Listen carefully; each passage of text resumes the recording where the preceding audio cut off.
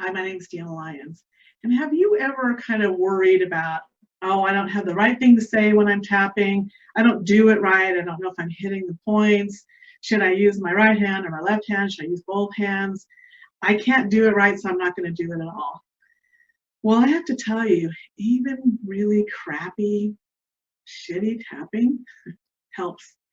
Tapping relieves so many different things. And even if you can get something down from a 10 to an 8 or a 5 or 0 in a short period of time, even for just a little bit of time, wouldn't that interest you?